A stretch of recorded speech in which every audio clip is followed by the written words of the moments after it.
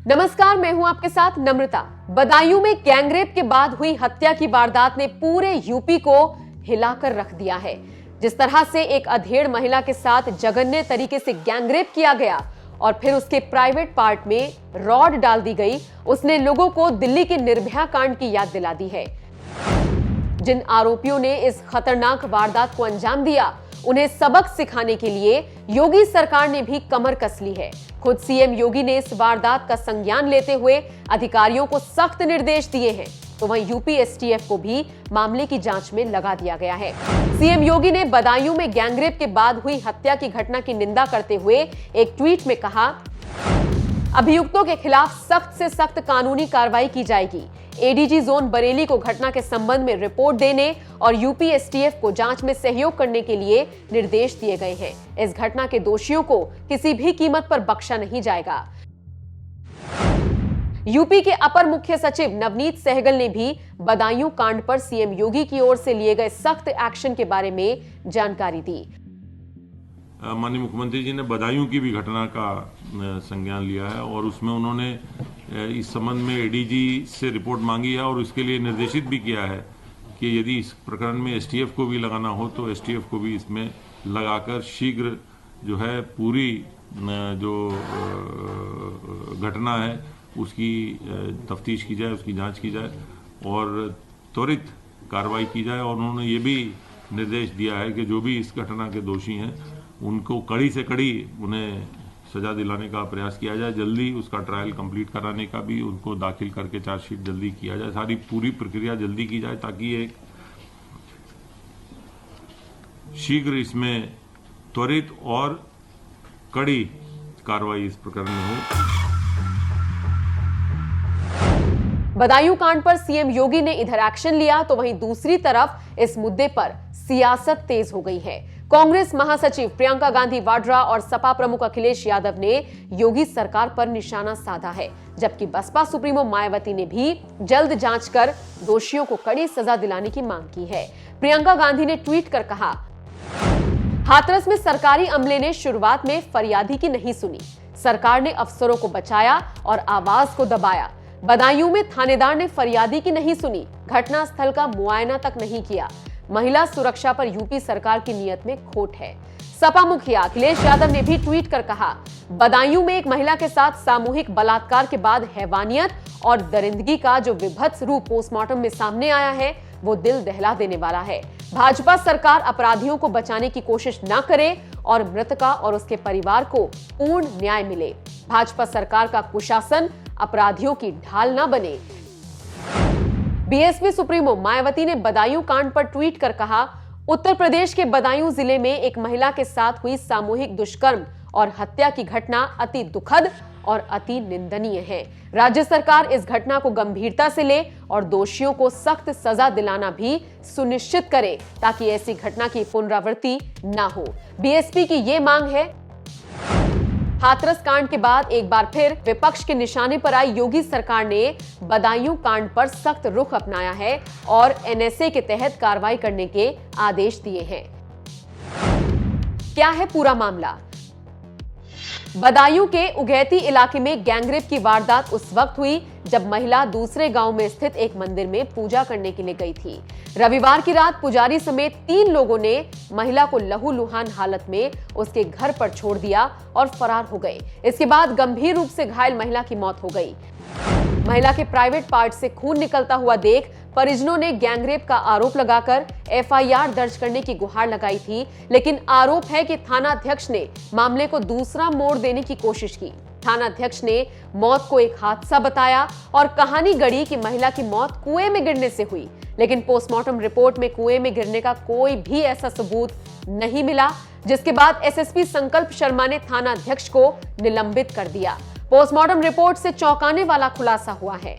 Report के मुताबिक महिला के गुप्तांग में रॉड जैसी किसी चीज से हमला किया गया, जिससे उनके प्राइवेट पार्ट में गंभीर चोटें आई। पोस्टमार्टम रिपोर्ट के मुताबिक महिला की पसली और पैर तोड़ दिए गए। फेफड़े पर भी वजनदार चीज से हमला किया गया। पुलिस ने परिजनों की तहरीर पर आरोपी महंत समेत उसके एक साथी और ड्राइवर के खिलाफ गैंगरेप के बाद हत्या का मुकदमा दर्ज किया है। बहरहाल इस पूरे मामले में बदायूं पुलिस और जिले के डीएम ने क्या कुछ कहा, आइए आपको सुनवाते हैं। ये उभयती थाने का प्रकरण है जिसमें कि एक रेप के बाद हत्या का प्रकरण सामने आया है। इसमें स्थानीय थाना स्तर से भी कुछ लापरवाही ये हुई कि शिकायत आने से पहले तत्काल उसको संज्ञान में नहीं लिया गया, शिकायत आने के बाद भी थोड़ा डिले किया गया। तो प्रशासन का ये रुख है कि हम कानून व्यवस्था की स्थिति पे किसी भी प्रकार की लापरवाही क्षम्य नहीं होगी। हम इस पर हमारा रवैया काफ़ी सख्त है। उसको दृष्टिगत रखते हुए तत्काल प्रभाव से थाना प्रभारी को निलंबित करते हुए उनको लाइन हाजिर कर दिया गया है।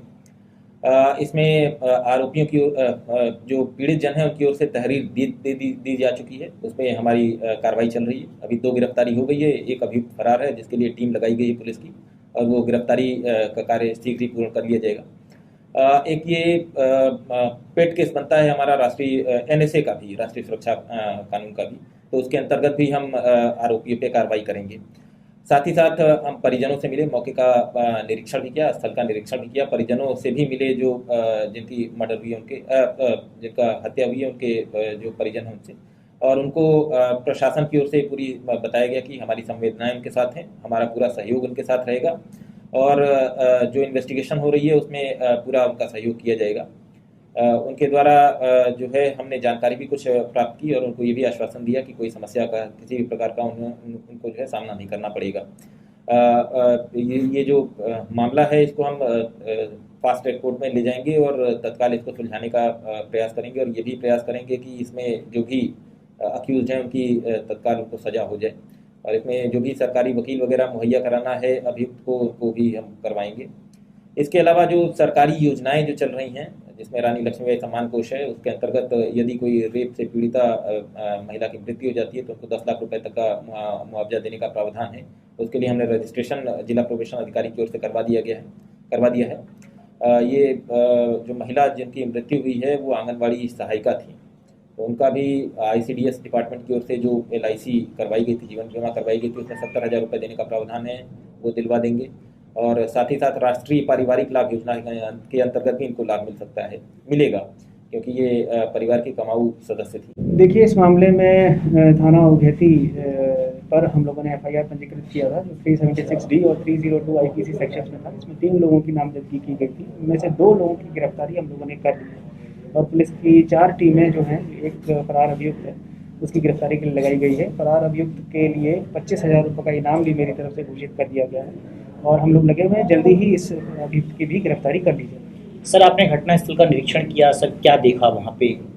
देखिए, घटनास्थल का निरीक्षण मैंने कर लिया है, और मोटे मोटे तौर पर जो पोस्टमार्टम रिपोर्ट और जो परिजनों की तहरीर है उसके आधार पे 376 और 302 का मैटर ये लग रहा है। उसके आगे जो है इन्वेस्टिगेशन चल रही है। जैसे जैसे जो भी चीज़ें और इन्वेस्टिगेशन के दौरान सामने आएंगी वो आपके सामने लगेगी। शुरुआत में ये आ रहा था कि कुएं में गिर गई है, ऐसी बात सामने आई थी, वो सर इशू है? देखिए, ये इन्वेस्टिगेशन का इशू है, और जैसे ही कल्प्रिट्स की गिरफ्तारी होती है और अन्य अगर हमें कोई स्टेटमेंट्स मिलते हैं, गवाहों के बयान होंगे, तो उससे जो है ये सारी चीज़ें भी क्लियर हो जाएंगी। सर, आपकी तरफ से थाना अध्यक्ष को निलंबित किया गया है, क्या और कुछ पुलिसकर्मियों पर कार्रवाई हो सकती है? शुरुआती दौर में जो थाना पुलिस की तरफ से जो लापरवाही हुई है उसके संदर्भ में जो जांच मेरे द्वारा आदेशित की गई थी उसमें तत्कालीन थाना प्रभारी की लापरवाही सामने आई है, उसी आधार पर उन्हें निलंबित किया गया है। इसके अलावा भी एक जाँच जारी है, और भी अगर किसी पुलिसकर्मी की थाना स्तर पर या अन्य स्तर पर जो लापरवाही सामने आती है तो उसके खिलाफ कार्रवाई की जाएगी। सर, पोस्टमार्टम रिपोर्ट में क्या क्या इशू निकल के आ रहा है?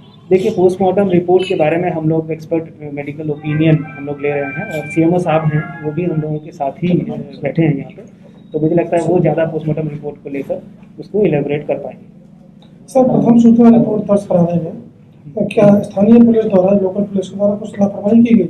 देखिए, प्रारंभिक तौर पर जो है परिजनों ने रिटर्न कंप्लेंट इसमें नहीं दी थी, परंतु जो तत्कालीन थाना प्रभारी हैं उन्हें मौके का निरीक्षण करना चाहिए था, और जो घटना की संवेदनशीलता है उसको उसी तरीके से हैंडल करना चाहिए था। ये जो लापरवाही उनके स्तर पे हुई है, इसी वजह से उनके खिलाफ डिपार्टमेंटल एक्शन जो है वो लिया गया है।